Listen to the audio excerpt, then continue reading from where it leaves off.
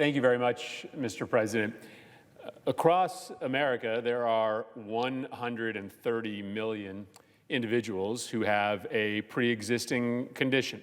This means individuals have a diagnosis, an illness, a medical condition that without the Affordable Care Act would likely mean that they were priced out of insurance because the costs associated with their illness are so high that no insurer would provide them coverage, or the costs of insurance are much higher than those who don't have that illness or that condition. These pre-existing conditions don't discriminate. They affect Republicans and Democrats, liberals and conservatives, people who watch Fox News, people who watch MSNBC. This isn't a partisan issue. Pre-existing conditions affect everybody. In my state, give or take, 522,000 people have pre-existing conditions. And I talk to them every time I go back to Connecticut. I remember 2 years ago when I was walking across the state, something I do every year. I take about a week in the summer, and I walk from one end of the state to the other end. There were families that would find out on social media where I was going to be walking that day and pre-position themselves hours ahead of time by the side of the road so that they could tell me about their diagnosis. One young woman who was sobbing on the side of the road in Meriden, Connecticut, as she explained to me her lupus diagnosis and how without the Affordable Care Act and the protections that it provides her, she would not have insurance, she would not be able to afford the medications that keep her well and alive, and her life would be ruined. And those individuals are freaking out today because they have watched this president and, frankly, this Republican Congress use every power at their disposal, every tool in their toolkit to try to take away these protections for people that are sick, for people who, through no fault of their own, just have higher medical bills than the rest of us and don't feel like they should be discriminated against or forsaken by the health insurance marketplace because of their unfortunate diagnosis. The latest assault on people with pre-existing conditions comes through an effort by the administration to allow states to sell insurance plans that don't cover basic medical needs, plans that would allow for a skimpy set of benefits to be sold out on the insurance marketplaces. Now, admittedly, that might be good news for pretty healthy people who don't want to pay for a full insurance product because they think they don't need it. Well, first problem with that is you're only healthy until you're not healthy.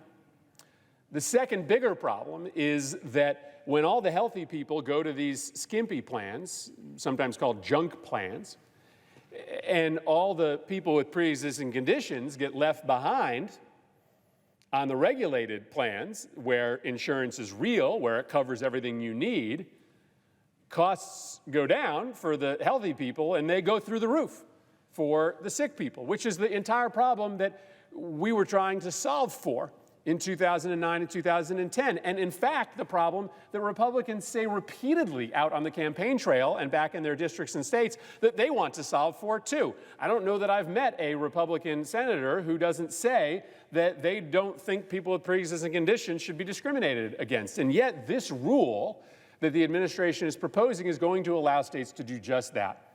Allow for a have and have not insurance system in which people with pre-existing conditions are charged more and people without pre-existing conditions are charged less.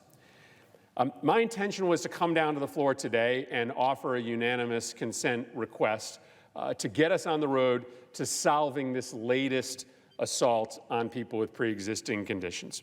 And let me explain to you what my request was going to be. I understand that there are Republican objections and that there is not the ability to object today when I make this request, and so I will reserve the right to make that request until early next week. But here is the substance of the request that I was planning to make today. Last week, the House of Representatives passed a piece of legislation called the Protecting Americans with Preexisting Conditions Act. And what this legislation would have done and will do if passed and signed by the president is to prevent HHS from taking any action to implement the administration's waivers for states to set up these junk plans, these skimpy plans. And it's in keeping with the intent of the Affordable Care Act, which is to allow flexibility for states. There is an ability under the Affordable Care Act for states to innovate and to be flexible. But the Affordable Care Act says you can't do that in a way that hurts consumers. You can't do that in a way that provides less coverage to consumers. And so the rule that the Trump administration is proposing in many of our minds is a violation of the Affordable Care Act in and of itself, which is still the law of the land. But this piece of legislation would clarify that you cannot allow for the development and widespread sale of these junk insurance plans without dramatically harming the health care of the 130 million Americans who have pre-existing conditions. And so my intent was to ask for a unanimous consent request to bring this bill for a vote to the Senate. I will do that next week. But at some point, we have to act like we actually are the United States Senate. It's not enough to just say over and over again that you support people with pre-existing conditions and then do nothing as the administration launches a daily, nonstop, unending, unceasing, relentless effort to destroy health care for people with pre-existing conditions. This is the latest assault on people with pre-existing conditions, but it stands in a very long, ongoing line of actions by this administration, backed up by Republicans in the Congress, to try to reduce coverage and increase cost for people with pre-existing conditions.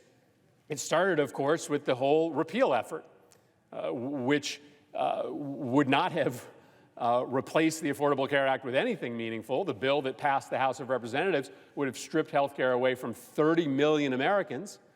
The tax bill that included a portion of health care repeal that was passed and signed by the president eliminates health care for 13 million Americans. Many of those have pre-existing conditions. As we speak today, the administration is readying to go to court with a whole bunch of Republican attorneys general to ask the federal judicial system to overturn protections for people with pre-existing conditions.